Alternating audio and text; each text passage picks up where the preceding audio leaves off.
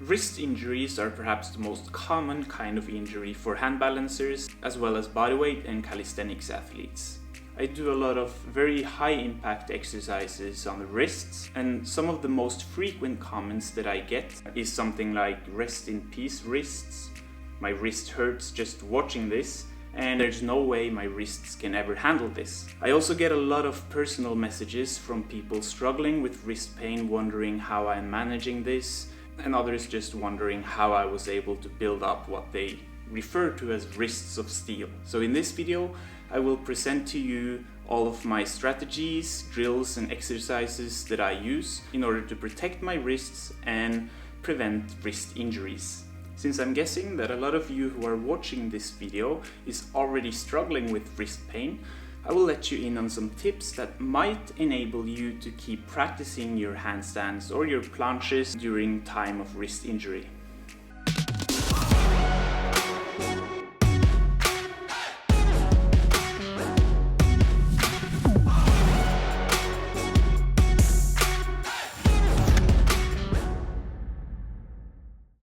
First off, wrist injuries can be a lot of things, and they can be quite diffuse as well. So I won't go into specifics here, but the exercises, drills and concept that I will be introducing can be applied to prevent and avoid some of the most common wrist injuries out there.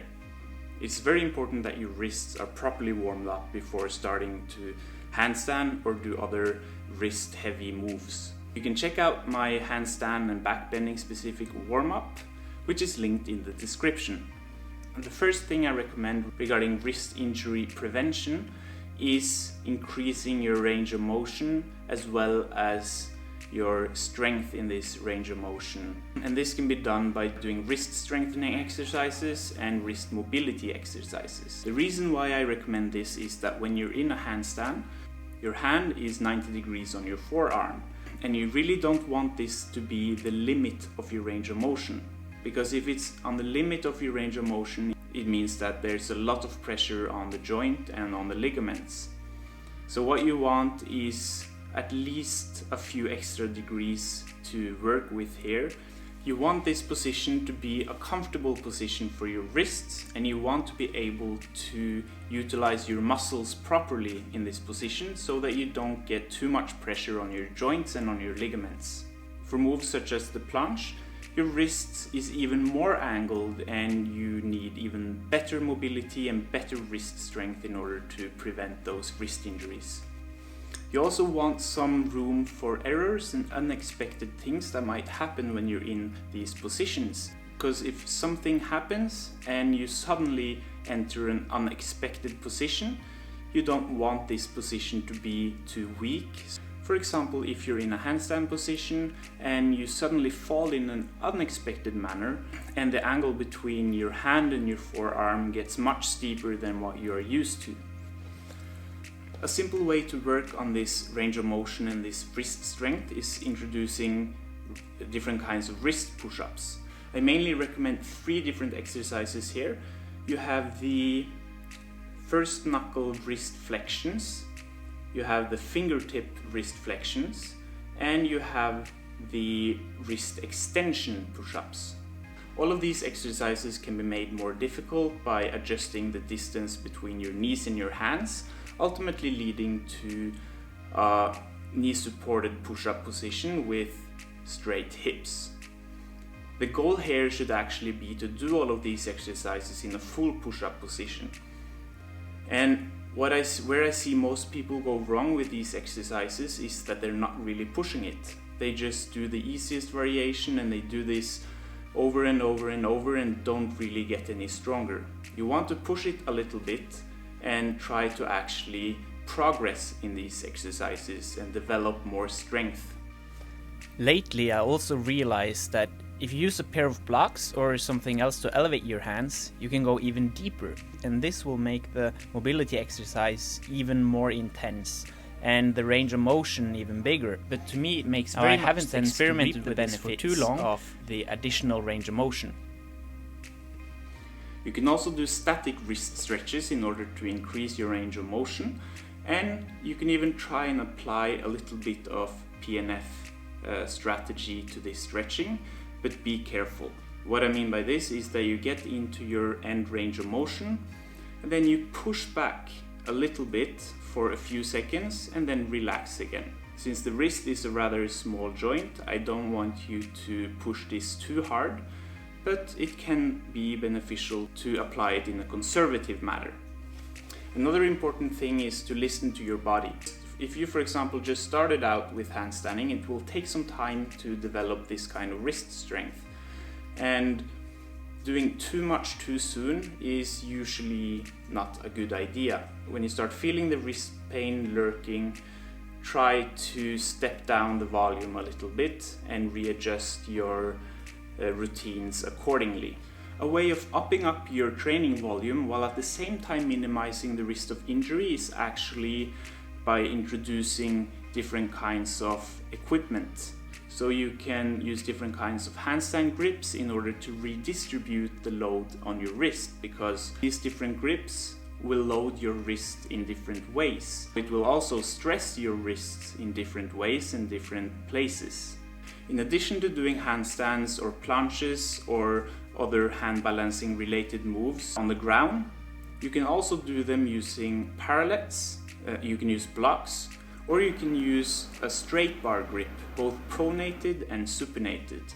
So all of these different grips will hit your wrists in a different way, and by alternating between them using different grips for different kinds of exercises, you can efficiently increase your training volume without risking overuse injuries. Now, I use this handstand equipment from Wood Power because I really enjoy it. They got great friction between the hands as well as between the floor, and they're sustainably made and affordably available in Europe. So you can check out the description for a discount code. You can obviously also use whatever you have available, or you can even make handstand blocks or parallettes yourself if you prefer to do it in the most affordable way.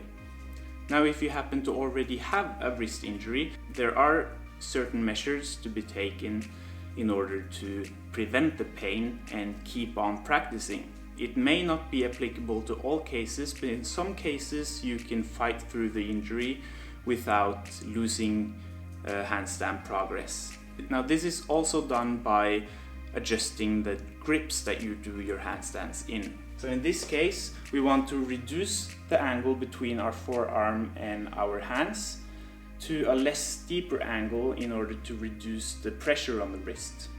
In order to do this, you can either use something like this, which is already pre-made, where you can see that the grip itself is made so that your wrist angle is adjusted to a slightly less steep angle, and your fingers are definitely in a less steep angle. Or you can make sort of a setup by using a block, and you place it on top of something so that it tilts downward. Now, in this tilted position, it is rather obvious that the angle between your hand and your forearm will be much less steep. You can try and experiment with this in order to lessen the angle, thus lessen the stress on your wrists. Now, one way to do this is to use handstand blocks, and you elevate one side of the blocks so that they are tilted slightly. Now, you can clearly see that this enables our wrists to have a much less steep angle. Now, you can also apply this by using a set of P-bars. So you elevate one side of the P-bars, which enables them to have a tilted angle. So in this position, it is rather obvious that the angle in your wrists are much less steep as well. You can even tilt a wooden board in order to follow the same strategy while allowing you to have a regular handstand grip. Or you can just find a surface that is naturally tilted. Another great way of relieving your wrists from stress is to do a supinated straight bar hold. As you can see, there is barely any angle on our wrist, and this can be used to practice handstands, although a lot more difficult, as well as handstand push-ups or planches or other moves that you might find painful. You can also do all of these moves on your fists, which is obviously difficult, but it will relieve your wrists from a lot of stress. Both the supinated straight bar grip as well as doing things on my fist has definitely been a staple in my training when struggling with wrist pain.